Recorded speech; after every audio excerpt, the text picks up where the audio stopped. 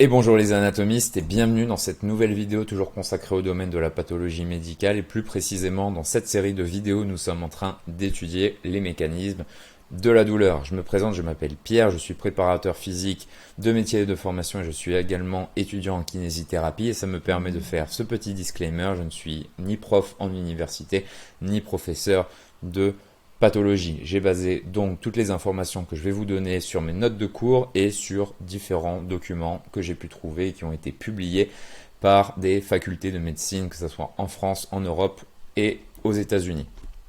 Alors aujourd'hui, on va parler de comment l'information douloureuse est-elle transmise, on va reparler des phénomènes physiologiques et anatomiques, et nous allons étudier dans la deuxième partie les différents types de sensibilité, c'est-à-dire la sensibilité superficielle, profonde et la sensibilité combinée. Alors on va faire un petit rappel des concepts que nous avons vus dans la précédente vidéo. Donc on avait commencé par définir ce qu'était la douleur. Il y a une définition qui est très connue donnée par l'International Association of Study of Pain qui définit la douleur comme étant une expérience sensorielle et émotionnelle désagréable associée à une lésion tissulaire réelle ou potentielle. Ensuite, nous avons donné quelques définitions de la nociception, de la sensibilisation, de la allodynie, de la transduction. Nous avons vu un rappel anatomique et physiologique de la douleur. Donc la réception des stimuli douloureux se fait au niveau des récepteurs spécifiques qui sont appelés les nocicepteurs. Ça va engendrer une modification de la perméabilité ionique de ces nocicepteurs qui vont se transformer en impulsions nerveuses qui vont être transmises par les fibres nerveuses qui sont peu myélinisées ou amyélinisées jusqu'au faisceau postérieur de la moelle épinière. Et au niveau de la décussation médulaire, elles vont monter jusqu'à la région antéro-latérale médulaire et le tronc de l'encéphale avant de rejoindre le cortex. Ensuite, nous avons étudié la sémiologie de la douleur. Alors il y a 6 caractéristiques: l'intensité, la qualité, la localisation, la chronologie, les circonstances qui modifient la douleur et les mécanismes physiopathologiques. Donc l'intensité, nous on l'utilise en pratique clinique pour pouvoir évaluer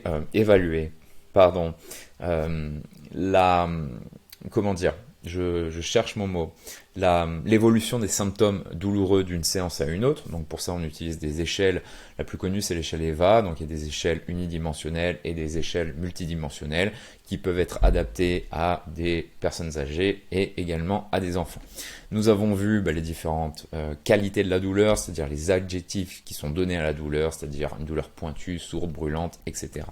Ensuite nous avons vu la localisation de la douleur. Nous avions vu dans quelle mesure la douleur est généralement localisée dans la zone correspondant au lieu d'origine de la zone dite malade. Nous avons vu la douleur référée, la douleur irradiée, la douleur viscérale et la douleur en fonction de la localisation anatomique. Ensuite, nous avons vu la différence entre douleur aiguë et douleur chronique. Une douleur aiguë, c'est une douleur qui est associée à un dommage tissulaire réel et c'est considéré aussi comme un signal d'alarme. Okay, par rapport à la douleur chronique qui est définie comme une douleur de type maladie pour lesquelles il y a des facteurs biopsychosociaux qui sont plus développés. Ensuite, nous avons vu les circonstances qui modifient la douleur, les facteurs déclencheurs, aggravateurs et soulageurs. Nous avons vu qu'une douleur qui augmente avec le mouvement a une relation avec une atteinte musculaire, articulaire ou osseuse, tout simplement l'appareil locomoteur. Une douleur qui augmente avec la respiration profonde et là tout, je vous fais pas le dessin, le système respiratoire. Et une douleur qui augmente avec l'ingestion des aliments, voire la défécation, liée à l'appareil digestif. Et dans le cas de l'ingestion, pourquoi pas une pathologie œsophagienne. Ensuite, nous avons vu les différents mécanismes physiopathologiques. Alors, on a parlé de la douleur nociceptive, j'ai fait plein de vidéos sur ce type de douleur. Nous avons vu la douleur neuropathique, périphérique et centrale, la douleur sympathique, la douleur cinémateria, qui est une douleur inexpliquée et la plus connue, selon moi, c'est la fibromyalgie. Nous avons vu également la douleur mixte et la douleur psychogène. Voilà, c'était tout pour ce petit récapitulatif d'aujourd'hui. Ah oui, j'ai oublié, on a vu également l'évaluation objective de la douleur. Effectivement, une douleur, c'est un symptôme, et donc c'est assez subjectif pour nous professionnels de santé, mais il y a des paramètres qui nous permettent d'observer de façon objective la douleur, c'est-à-dire en regardant le comportement de l'individu, avec son agitation, son anxiété, son expression faciale, une stimulation végétative en contrôlant l'hypertension, s'il y a de la tachypnée, de la tachycardie et de la transpiration. Et bien sûr des marqueurs biochimiques comme l'ACTH ou l'adrénaline. Alors aujourd'hui, j'ai pris 5 minutes pour faire un récapitulatif sur les précédentes informations que nous avons vues. Alors je vous amène à revoir les précédentes vidéos pour avoir plus de détails de spécificité. Aujourd'hui, nous allons voir comment l'information douloureuse est-elle transmise. Alors, on va parler surtout au niveau de la nociception. Donc il y a une stimulation, tout simplement je vais venir piquer la paume de ma main avec un stylo pointu. Donc il va y avoir une stimulation des récepteurs sensoriels qu'on appelle des nocicepteurs. On les retrouve alors soit dans les tissus internes au niveau du périoste, des organes et des tissus externes comme la peau, les muqueuses. Alors je vais vous montrer une petite image. Donc vous voyez ici, donc on a la peau. Il y a différents nocicepteurs qui sont liés à la corne dorsale de la moelle épinière qui vont envoyer les impulsions nerveuses électriques vers le cerveau. Et vous voyez qu'il y a différents types de nocicepteurs qui sont soit sensibles à la chaleur, à des composants chimiques, à la pression mécanique ou des thermiques, des récepteurs thermiques au froid et au chaud. Donc voilà. Ensuite, donc après l'activation de ces nocicepteurs, des neurotransmetteurs sont libérés et vont venir stimuler les neurones de la moelle épinière et de l'encéphale. Alors je vais vous montrer également une photo ici. Donc, et je vais prendre mon petit outil pour faire des dessins. Donc ici j'ai mon stimulus douloureux, d'accord. Donc ça passe par un nerf afférent. Ok, et qui va au niveau de la synapse décharger des neurotransmetteurs comme la substance P par exemple. Et ensuite, les impulsions vont être envoyées à la moelle épinière puis à l'encéphale.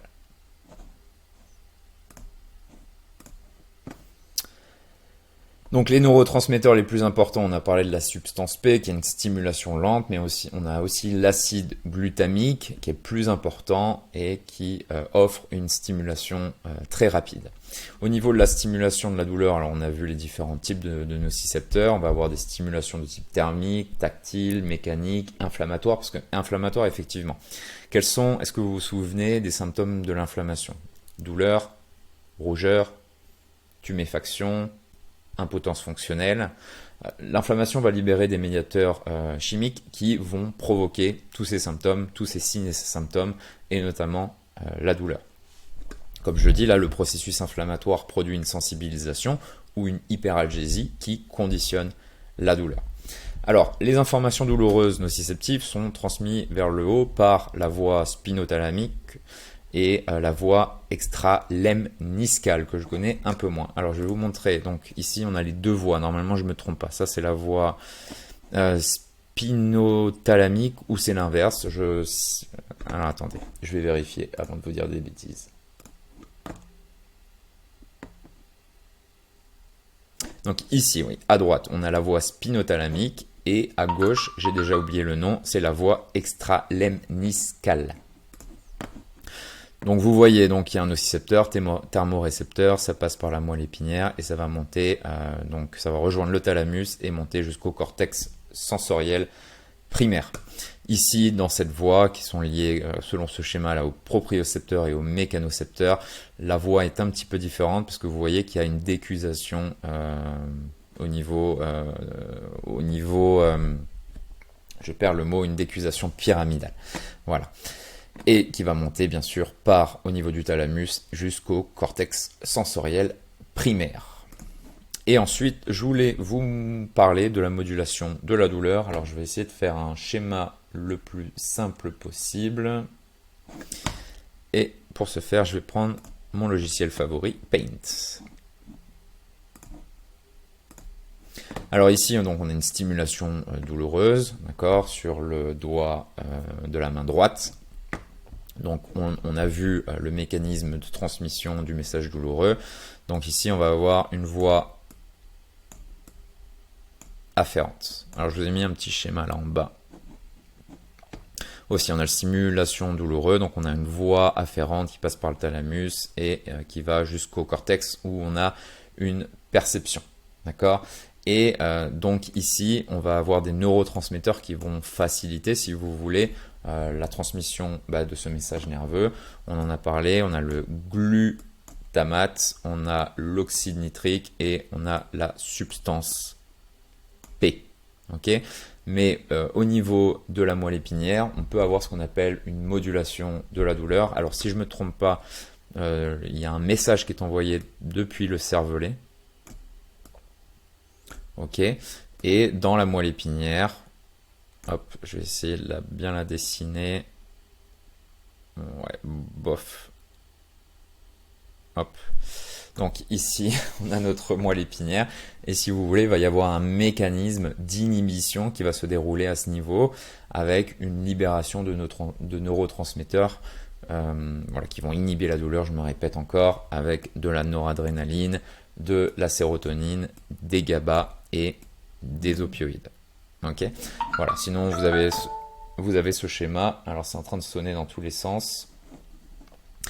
Voilà, on en a terminé par rapport à la modulation de la douleur. Et ensuite, dans la deuxième partie de cette vidéo, je voulais vous parler des types de sensibilité. Alors, on a la sensibilité superficielle, la sensibilité profonde et la sensibilité combinée superficielle et profonde. Donc, on va les prendre un par un. Ensuite, donc, la sensibilité tactile. Ok, je sens effectivement qu'on est en train de me toucher. On va avoir la sensibilité protopathique qui se dit d'une sensibilité cutanée déclenchée par une stimulation forte, alors ça peut être la température ou une douleur en particulier, et qui va entraîner une réaction de défense de l'organisme sans une analyse fine du stimulus ou de sa localisation. Ensuite, on va avoir une sensibilité épicritique, toujours dans la sensibilité superficielle. Donc, on aura cette capacité à percevoir les stimulations sensitives, tactiles ou thermiques les plus subtiles, avec la pointe de mon stylo par exemple. Ensuite, la sensibilité thermique, sensibilité au froid ou au chaud. Au niveau de la sensibilité profonde, donc il y a une sensibilité, alors c'est surtout au niveau des muscles, des os et des viscères qui on est sensible à la pesanteur et à la pression, d'accord, pression mécanique par exemple. Ensuite, on va avoir la barognosie, qui est la capacité qu'a une personne de percevoir et d'apprécier les objets en fonction de leur poids et de leur consistance. Ok, le poids, la consistance. Et ensuite, on va avoir la palesthésie, qui est la sensibilité osseuse aux vibrations. Ensuite, nous avons des sensibilités combinées, superficielles et profondes. Donc, on va avoir la stérognosie, qui est la reconnaissance ou l'identification des objets par le toucher. D'accord, une perception tactile du stylo. Je sais que c'est un stylo. Ensuite, on va avoir la graphesthésie, qui est la reconnaissance physiologique et l'identification d'un motif tracé sur la peau. Effectivement, si quelqu'un me dessine un cercle sur la peau, je vais pouvoir dire qu'il s'agit d'un cercle. Voilà les anatomistes, c'était tout pour cette vidéo et je vous dis à la prochaine. Ciao.